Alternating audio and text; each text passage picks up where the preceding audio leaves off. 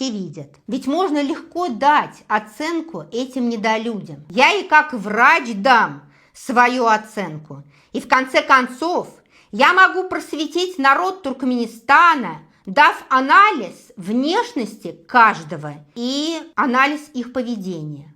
Курбанов, ты на жену свою посмотри.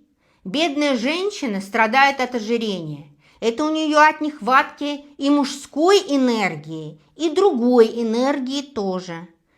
Ты что, слепой? Что у нее объем ее тела в размере на пол стола. Тебе, Курбанов, ногами нужно махать в другую сторону, чтобы у супруги твоей была энергия, чтобы бороться с лишним весом, потому что лишний вес ведет к разным заболеваниям. В первую очередь страдает сердечно-сосудистая система.